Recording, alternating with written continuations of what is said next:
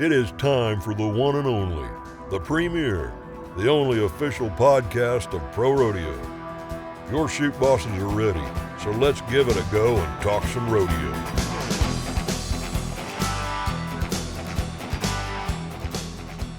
Welcome back to the Chute Bosses. I'm Alex Dodd, joined as always by Tracy Rink on the official podcast of Pro Rodeo. We've got another full show today.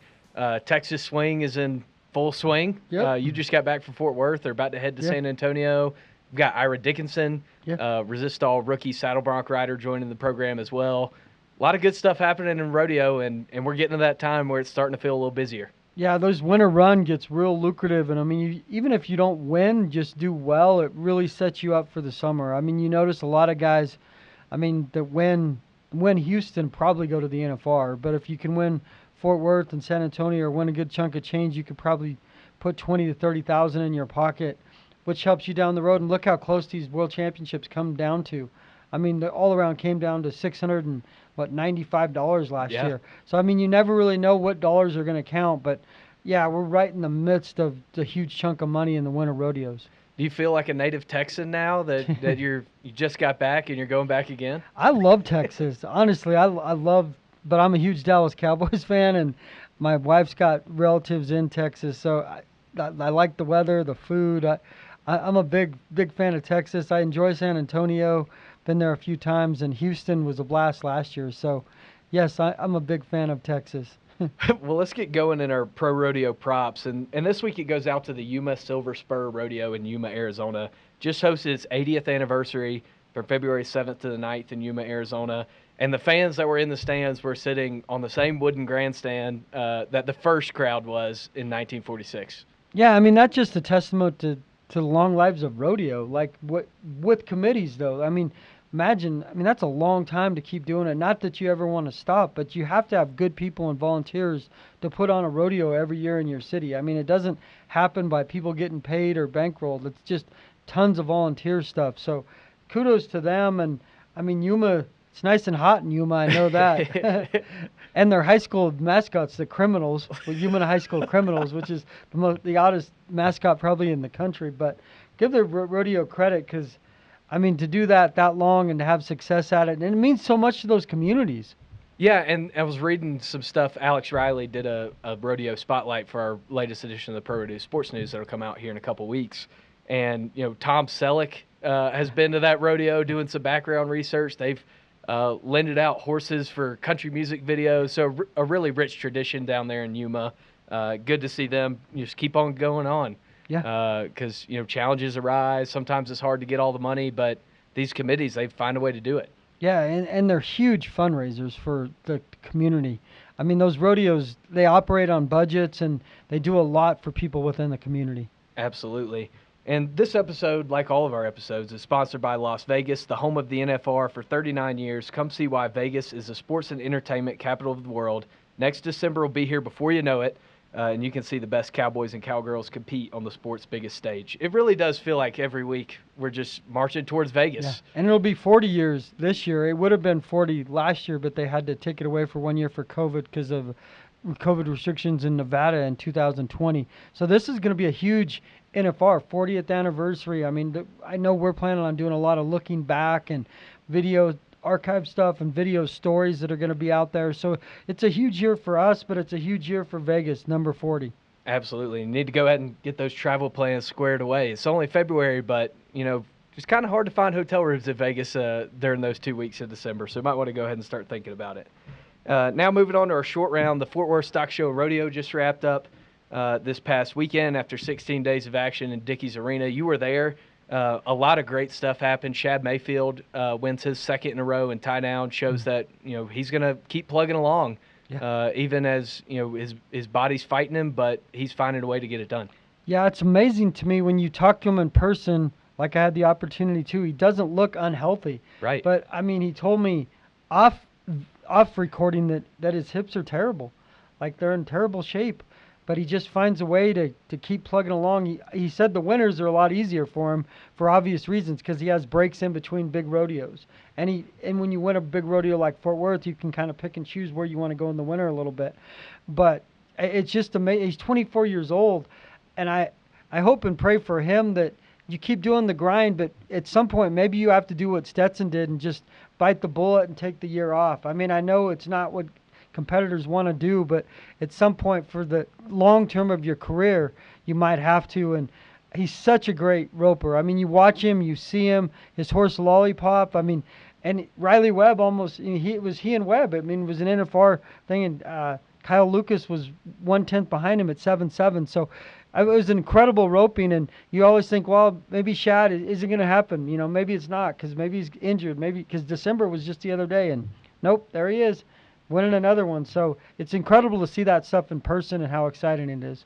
Absolutely. What do you kind of think of the environment down there in Fort Worth this year, and what maybe were some other things that stood out to you from your trip? It's just exciting, the setup of Dickey's Arena. It seats 14,000. I don't know that 14,000 necessarily for the rodeo because you have the ground, but that arena, I tell people, it's so high end. It almost looks like it's in Beverly Hills.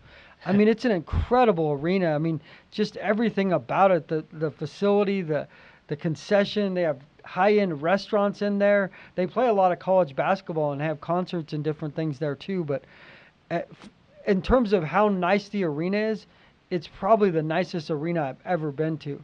The facilities, the media room reminds you, I mean, I know you're familiar with pro sports. It reminds me of like maybe the Lakers or some high-end NBA media room. I mean, it's just, they have a daycare center in there that kids can play, and TVs and desserts, and I mean, you if you covered that year-round, you'd get really spoiled. And that's not to take anything away from other rodeos, because Fort Worth, but it's just incredible. And you see guys like Cade Bruno win and 92, and they were just getting 90-point rides on Saturday night, like going out of style. And Maverick Potter, the bull rider, and I spoke to him for a few minutes, and he's basically saying he was a mental wreck for a while, and he finally was able to turn the page. And it's exciting to see that happen, and it just happens so fast. The crazy thing about Fort Worth, when you're one guy, if you're on the rough stock end, it's super easy because they had to walk out that gate and sign autographs and sign things for winning the rodeo. But then on the other side's the timed event guides, and as soon as they get their picture in front of the chutes, they run down. And I waited forever to talk to the team ropers and Shad, and I kept waiting and waiting and waiting. I'm like, man, I don't know if he's going to show up, but it made for an interesting long night, but it's a lot of fun.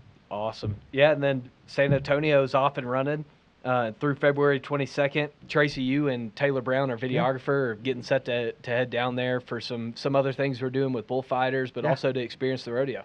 Yeah, and that rodeo is a great rodeo. It's the home of the Spurs, so I mean it's an NBA arena. It's a huge arena, 18,000. The crazy thing about that arena is it's kind of out in the middle of nowhere in San Antonio. Like the Alamo Dome's kind of downtown, like right downtown by the Riverwalk. The arena itself's a little further out, but it's a cool rodeo, and they truly love that rodeo. And like if you go outside and experience the fair, which I have a couple times, man, that fair is like second to none. Like they love that fair there, and it's all part of the rodeo. So it'll be fun. It'll be exciting. We have a quick turnaround, so we don't get to stay for the back end of the rodeo, but it'll be a lot of fun. Yeah, looking forward to see what comes out of that. Andrew's got something for us from the producer's deck here. Yeah, I just wanted to ask you real quick, Tracy. When you were talking to Shad, did he mention if he's going to go for all around again this year? And I wonder if he's going to either do steer roping or team roping, and how that'll affect his hips throughout the season. Yeah, he says he's doing it all. I mean, the only issue with him would be if he can stay healthy enough. Because if he could qualify in the steer roping, it would change the dynamics of him having a great shot to win the all-around again. Because, I mean, legitimately, you're going to have to be in 2 events and possibly 2 at the NFR, or the NFSR would be the steer roping. Because if Stetson stays healthy, he'll probably get in both. And if he gets in both, it's really hard to beat him. I mean, the guys that I would see that look like to be, if I'm handicapping the all-around right now, I would say Stetson, Wasey Shala, and Cooper James. And I just don't know if Cooper could get into a second event to the NFR, but he could win enough money maybe to help his cause.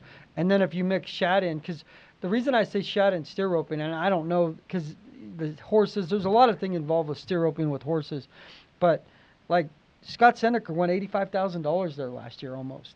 I mean, so if you win $85,000 in steer roping, some guys don't win $85,000 at the NFR in their event, and then you're there in your own event, then you've got a legitimate chance to make a run at it. and I know he wanted to do it last year because Stetson was injured. I mean, not taking anything away from him, but he knew that door open. It's just a matter, can you stay healthy enough? Because it's a grind. I mean, every time he gets off the horse, it's just, man. And I don't know.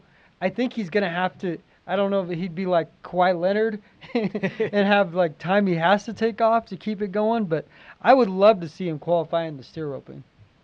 Yeah, you know, some cowboys are going for all-around buckles. Buck, he's just lucky if he gets to enter in the mutton busting at some of these rodeos. And he's got our word of the day. That'll do it for our first segment, and we'll be right back on the Chute Bosses. I'm Buck, the official correspondent of the Chute Bosses, the official podcast of the PRCA. My word for the day is camping. A lot of our guys do a lot of camping, especially during Cowboy Christmas when they're on the road. The only camping Buck does is when I forget to pay my rent and I get kicked out and evicted. It's cold out here. Somebody come and help Buck.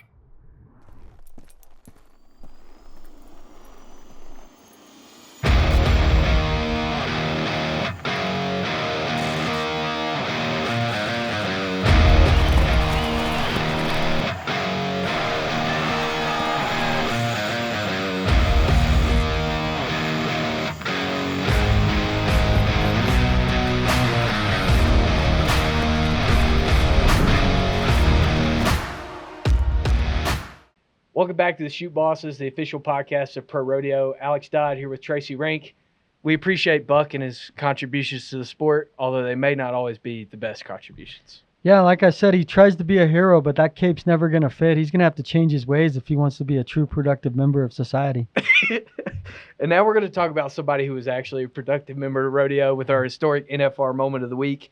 And this week, we're going to take it back to round 10 of the 1989 NFR for ProRodeo Hall of Fame bull rider Tuff Hedeman's ride on Butler and Gaylord's number 4.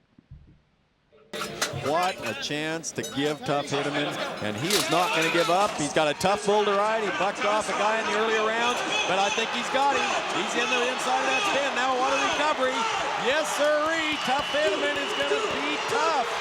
Ha ha.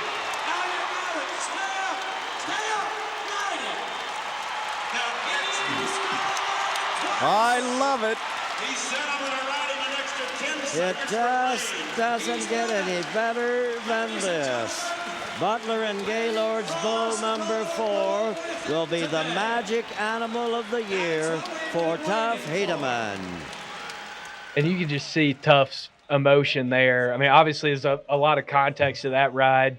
Yes. You know, his best friend and you know, pro rodeo legend Lane Frost passes away earlier that year, and he said he wanted to ride that one for an extra 10 seconds in honor of Lane, and you can just see it when that extra 10 seconds passes and he throws his hat, just the emotion that he brought to the arena that night in Vegas.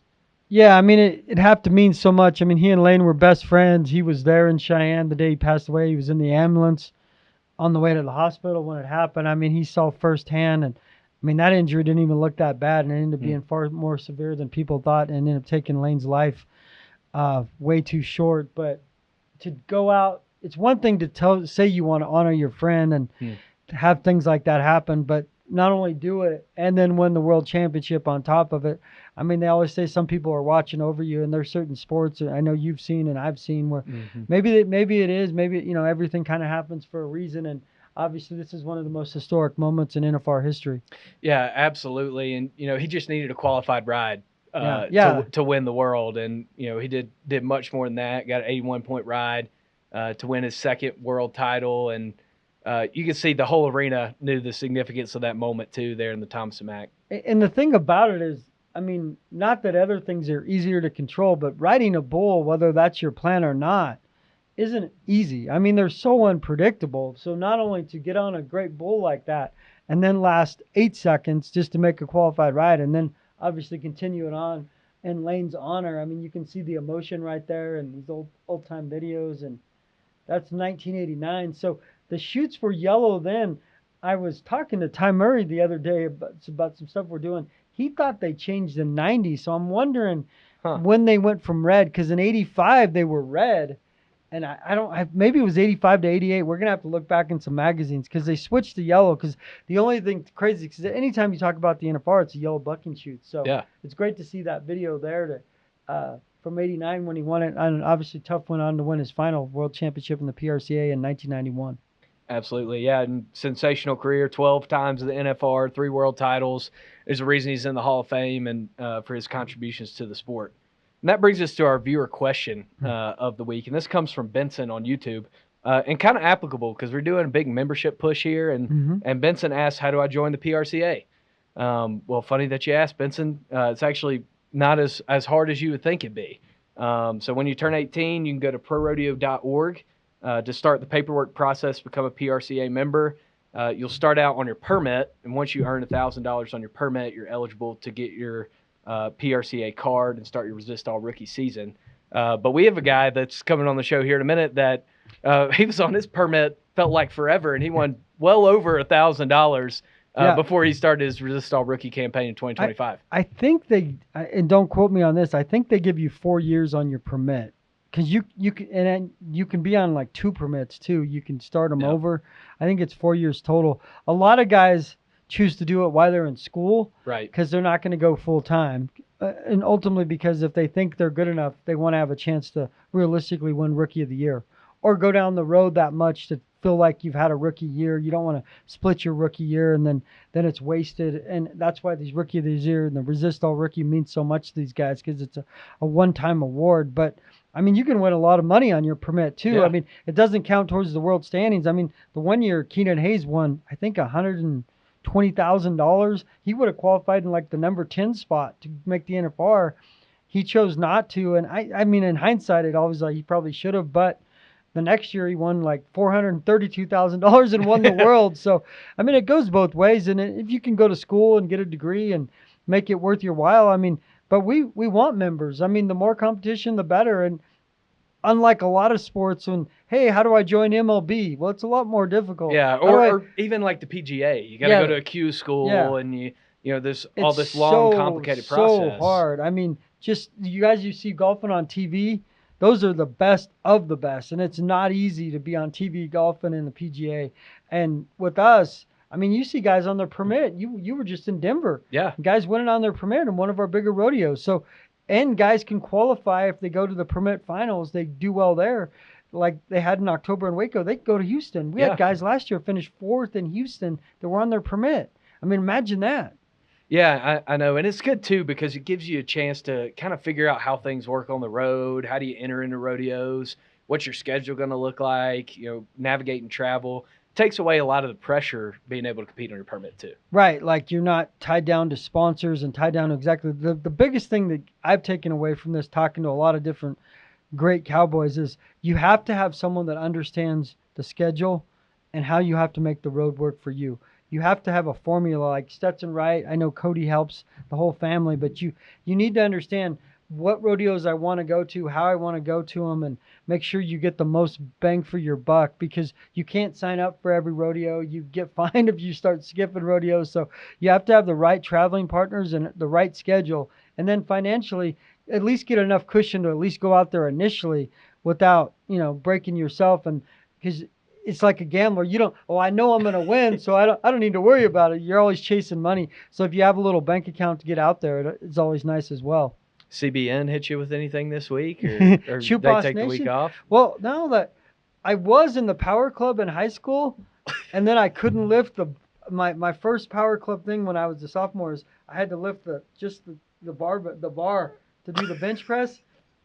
Nothing, just didn't happen. So I don't know what happened. Look, no, it just isn't happening, and I still can't bench press. Not like Andrew over here. Like Andrew. Superhero over here on the board. What do you have for us, Andrew? I just wanted to throw in as well a fun fact, Benson, is every PRCA employee is also a card holder member. So CB Nation, look out for Alex Dodd getting on a bull here soon. Yeah. I don't think that's going to happen anytime soon. That's the first person story we're doing next, Alex. We just haven't let you know. You're going to climb on a bull. Yeah, I hope that's not part of our new story series, and I don't really plan on doing that anytime soon, unless I got to, that's how I have to save my family or something, It's either your family dies or you have to get on a bull, then that might be the only reason I do it. Well, that'll about do it for us. But first, we're going to get Ira Dickinson on after the break. Man, he's had a great time on his permit. He's making a real push in the Resistol Rookie race up at the top in saddle bronc riding right now. And he's going down the road with some really good rookies, too. Yeah, Bailey Small and Gus Galliard, they were in Gus almost won Fort Worth. I believe he finished second or third because they had a bunch of high 80s and 90-point rides there on the night of the finals. But yeah, they're living the life, and he's just a good guy. And the best part about him is his great PR for us. He truly explains how you make this work if you want to be a PRCA Pro Rodeo Cowboy. And we'll sit down with Ira right after a word from our sponsors.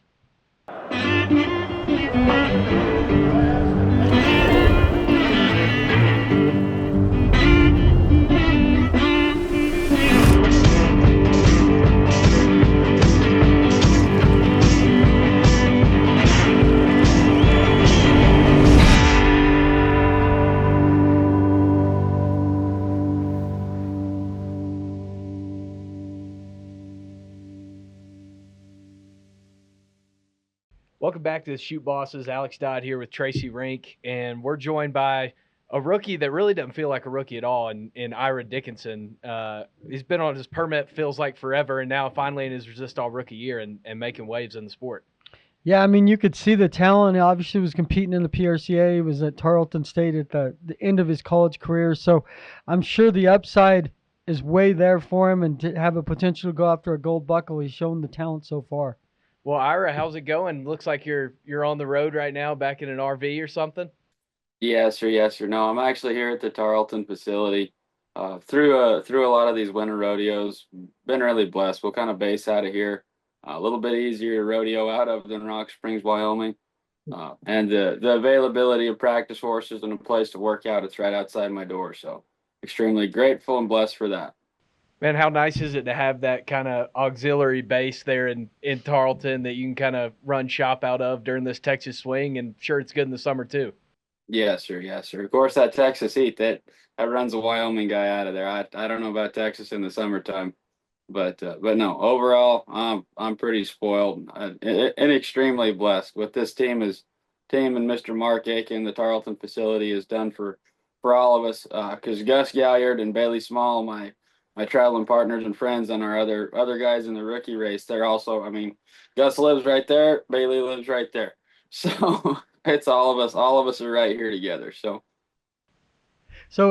how excited you are? You're on your rookie card now, and I know I spoke with you the other day, but just the one-time chance to win rookie, and I mean, obviously it doesn't define your career, but just excited to go out there full time. Like you and I visited, I'm gonna try very hard to just keep it simple. The guys that you guys really need to talk to are Gus and Bailey. They're the ones that are out there. They're making way bigger headlines than me right now. So they're the ones you guys really need to be visiting with. I'm just the kind of, I don't know, I'm a 25-year-old rookie. I'm just gonna take it slow, and whatever happens will happen. As long as we do our job, try to make a better ride on each horse, the right things will happen. Been incredibly blessed with this support system here, as well as a support system with my family.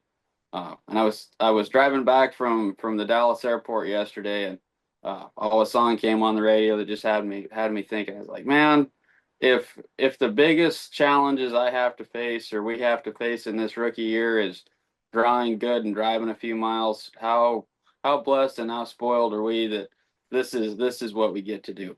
So keep things simple.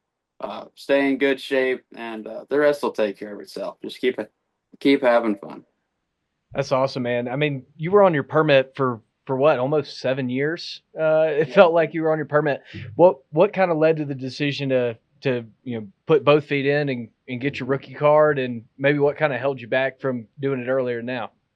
Well, kind of something funny. And Jake Finley, he mentioned it when he first came to Goodwell, Oklahoma. He said, "Man, I couldn't ride a gate on a windy day."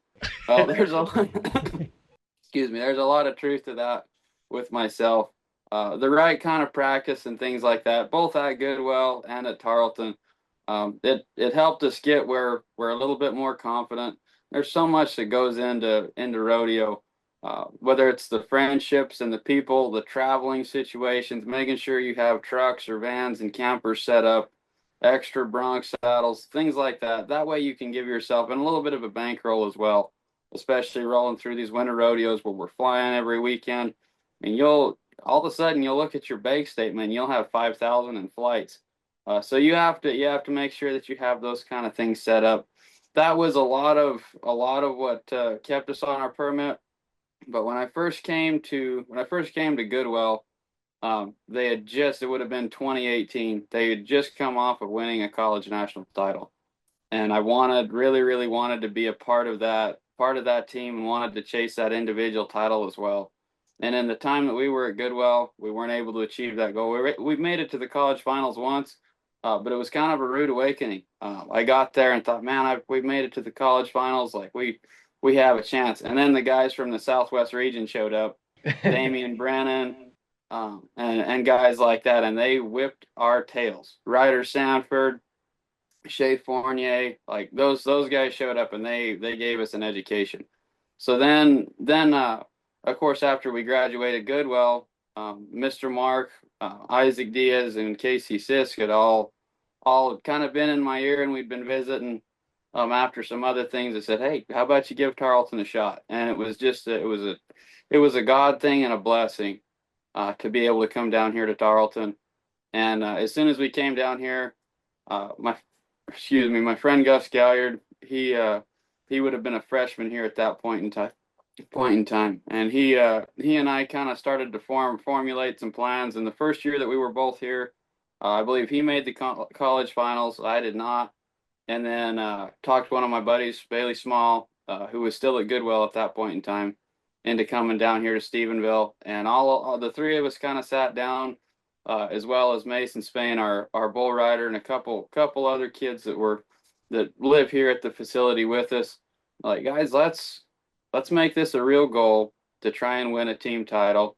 Let's focus on the college stuff, mainly because Mr. Mark Aiken and this facility, the administration, Casey Sisk, the coaches, Jacob Scrawley, Tilden Hooper, they'd put so much and invested so much time into us that we felt as a group of friends and brothers that we kind of owed it to them to stay on our permits for it was just 1 year. Focus as hard as we can, go take care of that national title. And we were extremely blessed. Things worked out. We were able to achieve that goal. And now a lot of us, I believe this team here this year, they're forced to be reckoned with as well. You've got guys that you guys are familiar with, Rody Farrell, Tucker Terracato. I mean, it's pretty cool. There's some, I mean, bad suckers here for PCUs, but there's a lot of talent here. There's great friendships here, and I definitely look forward to seeing what this team will do this year. But as far as last year was concerned, Bailey, Gus, and I all decided, hey, this is our rookie year. We're going to take a shot at it. We achieved the college title goal last year. Now it's time. I mean, for me personally, it was time to kind of turn a page in the rodeo deal. They kicked me out of college after 6 years. It's time to move on, grow up, and see what we can do in the pro stuff. So yeah, that's where we're at. So I believe you told me you got a couple degrees, right? From Goodwell and from Tarleton. Can you speak on that a little bit? I mean, going to school, and then you have a backup plan, but I know obviously plan A right now is rodeo. Yeah, and people, not to kind of bust on what you said, but backup plans, like things like that. I don't necessarily look at those degrees as a backup plan. There's lots of people in rodeo that are rodeoing full time that are using those degrees to help generate some supplemental income while you're rodeoing, and something to kind of keep you busy as well. My degrees personally, one was in industrial engineering or industrial technology. That's kind of hard to use while you're on the road. But my master's was in science, agricultural, consumer resources. And so a lot of it has to do with international agriculture, ag policy, things like that, stuff that in light of recent events, that's some big policy changes kind of coming down the pike. So that's a good thing to be aware of, or I believe it's a good thing to be aware of. Where my family ranches, that's something that kind of weighs on my heart pretty heavy as we're traveling. Because like I said, I'm pretty spoiled, but there is a ranch and a family somewhere in Wyoming that, not that I'm very handy, but they could use a little bit more help. So that weighs on me. If I can, while we were still in school, it made things a little bit easier. Okay, I'm not just doing this for myself. I'm not just doing this for rodeo. This is an opportunity to gain a degree that in the future, I mean, in the short future too, I mean, because I can be doing things, I mean, from a marketing standpoint for my family, while I'm on the road this next year, that helps them. So that makes my heart and my brain a little bit happier, knowing that I'm not just out here chasing a dream just for myself. So awesome, man. I see you got a little a guitar back there. You pick a tune every now and then on the rig, pass some time. every now and then. I'm an amateur. I guess we're kind of funny. We get into our hobbies, just the group of friends that we have. We've got skateboards and guitars and motorcycles and all kind of stuff to pass the time. We wasted some of that rodeo money, but we've had a lot of fun. So So what's your go-to song on the guitar? oh, believe it or not, probably My Rifle, My Pony and Me, that old Dean Martin, John Wayne type song. There you go. Nice, nice. Man, how much did it help, kind of taking those extra permit years to kind of build a support system? You mentioned your buddies that you hit the road with. You're not doing this alone. You've got a whole crew that you're kind of attacking this thing with. Yes, sir. And the not just your friends, the guys that you compete around as well. We formed a friendship and acquaintanceship with a lot of the other guys in the top 50. And that's a great blessing. And it's never judged events that there can be a little bit of a misconception there, but I think it's a good thing for younger guys to get out where judges start to see your name as well. And it's, I don't know, you see the guys like Keenan Hayes. I mean, and he's one of my friends. I love that guy. When he first came around, man, he won 100, and I may be misspeaking, but over 100,000 on his permit. And man, you see the next year, everybody is perked up and watching, judges included. They're watching Keenan Hayes. So I think it's a good thing for guys before they approach their rookie deal, especially, I mean, when they're 18, 19 years old. Set things up. Make sure you've got a camper or a truck, a vehicle that you can travel, and make sure that you've got a couple saddles or a couple riggings set up. That way, when one gets broke or smashed or lost in an airport, you're not back to square one. I mean, just making sure that you lay the best foundation possible for yourself, and that's what we've tried to do, as well as Gus and Bailey. We're all on the same track, and then kind of picking on Coleman Schaubetter. He lives right here as well, so that's a rookie to be on you guys' radar for next year. Him and Montgomery Parsons or Skinny Parsons, they're as good as it gets for this next year. So, yeah, incredibly blessed. Just to say that. What you mentioned this stuff about the PRCA. What's your pitch to people to join the PRCA? I mean, I know we're always trying to get membership. We're always trying to get more cowboys in competition. Why would you, looking out to the cowboy and the listeners that'll listen to this, what would be your pitch to tell them to join Pro Rodeo? Oh, girls like cowboys. I don't know. No, this lifestyle, it's something that I believe it kind of struggled. I don't know. I remember growing up and kind of towards the, I don't know, early 2000s to mid 2000s. It kind of seemed like rodeo didn't have just a big following. It was kind of a smaller cult following, and through things like you guys, the Cowboy Channel, it's broadened itself a lot. And I think that there are a lot of kids that now they grow up kind of like we did. I grew up putting VHSs of the finals that my great grandma had recorded in our TV, and watching guys like Billy Bauer, and then later on, once DVDs and stuff came around, watching Taos Muncie and Isaac Diaz and Court Shear, and it made me want to be a cowboy. But the biggest thing that made me want to be a cowboy with those type of guys was watching the kind of people that they were. And later on in life, getting to meet those guys and hang around those guys. I mean, they're my heroes. Of course, Isaac Diaz lives probably 20 minutes from here in Decimonia. He's a great guy, an incredible man of God, and a great father. Court Shear, he lives right up the road as well in Bluffdale. Great guy, incredible horseman, and got to be friends with our heroes. So kind of, I guess, if you're looking at a sales pitch, just cowboys are good people. Why wouldn't you want to be a cowboy? And the PRCA, it gives us an opportunity to compete at the highest level possible. And there's a lot of guys that they've made rodeo away, and because of the added money, we can now make a living and set ourselves up extremely well through pro rodeo. So just for instance, somebody like me, I'm not at the top of the totem pole by any means, but if I can afford to pay my bills, have a vehicle, have a couple bronc saddles, I may live in an RV, but it'll do for now. But if I can afford to do that just by rodeoing, not have to have a 9-to-5 type job or work nights or something crappy and crazy like that, then once again, just back to being extremely blessed for that. I mean, it helped us gain an education, which I think in today's world, especially, there's ways to circumvent the system, and you can get a degree by not doing a whole lot. But for younger people, if this gives you an opportunity to get a degree, and somebody that I'll point out, Mason Spain, that guy, he is a brainiac. I mean, lots of people, you wouldn't think. Well, he's a bull rider by looking at him. But this kid, Rodeo gave him, and Tarleton gave him the opportunity to chase a degree in finance.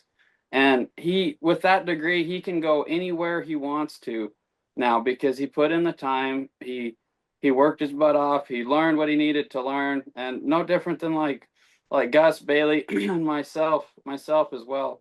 Those degrees, excuse me, will give us an opportunity to build more friendships. Because of course, not to ramble, but going back into the college side of stuff, it's so much more about, or in my opinion, the education side of it's great, but the friendships, the relationships that you make, and the connections you make, that will take so many people so far. And if the PRCA, if college rodeo, if rodeo in general can be the avenue that pushes young people towards those things, I mean, it'll set your whole life up. So awesome, man. Where can people find you down the road, and maybe what are your socials so people can connect with you that way too?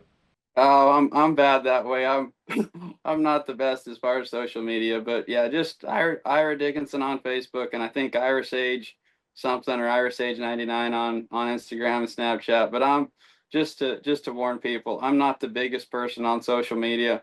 I mean, just not to give more information than I should, but I'm still a homeschool ranch kid from Wyoming at heart, so I'm not too big on social media. But yeah, if that's where people want to look for us, just don't come and find me. Don't drive out in the boonies of Wyoming trying to find me, please. Just leave me alone. Our producer Andrew's got something for you from the back too. Yeah, I just wanted to ask before we let you go, is there a rodeo that you have on your list this year that you want to go to and hopefully win and get that buckle for? We're incredibly blessed to qualify for San Antonio and Houston this year. Those are both bigger winter rodeos that we hadn't had the opportunity, because of course those don't typically take permits. So those are two big ones, and then Calgary as well, and Ponoka. Those are kind of the four that I know will kind of stand out as the summer goes on, or I kind of have a little bit of a short list of ones that, when things may not be going that well, I can, whether it's motivation in the gym or when you're sitting on the spur board, those are the ones. I mean, if you're sitting on the spur board, okay, it's short round to Houston. I mean, put that pressure on yourself. Let your mind think about it. Those are the ones right off the bat that really come to mind, and that we've been, hopefully, I mean, going back again, it is so early in the year. Injuries, things like that, they happen. But as of right now, we're healthy, we're happy. Those are the ones that we look forward to. Awesome. Well, Ira, thanks so much for joining us, and hope to see you down the road somewhere. Thank you guys very much. I appreciate you. Appreciate it, Ira. Yeah, I mean, talk about a guy that has a great push for people to join the PRCA. I mean, he took the kind of the long road, stayed on the permit for a long time, but he got 2 college degrees, and now he's set up for success for his rookie year. Yeah, and what he talks about in this interview is great because he makes sense by living granted he's got the ability and being blessed to live at Tarleton, and I was just down there at those facilities, and that's like Division I Ohio State facilities in terms of rodeo. It's incredible, but he explains things really simple that you need a place, simple. Don't spend a ton of money. You spend $5,000 on flights all of a sudden, but get your equipment, get everything in order. Because some guys just, honestly, I'm 18 years old and I'm rolling out. And some guys can afford to do that. Some, very few though. And next thing you know, we hear it all the time. We got to stop rodeoing because I don't have any money. We got to go back and find a job and try to go after the dream again. And it's a vicious dream for some, but if you do it smartly and get degrees like Ira did, you can at least make enough sense out of it, justify that you can try to make a living at it. Absolutely. Well, that'll about do it for today's show. I know Tracy's got to pack a bag and head out to San Antonio here in just a couple days. I punish myself with 6 a.m. flights for some reason, but anyway. But we got more coming for you in the Chute Bosses throughout the season. Be sure to follow us on our socials. Check out the PRCA Pro Rodeo accounts on Facebook, on Instagram, on X, on YouTube, everywhere you can find us, and keep on rodeoing. He's addicted to danger, ruled by passion and pride. To pain and fear he's no stranger, but his lust needs to be satisfied. Hooked on an 8-second ride.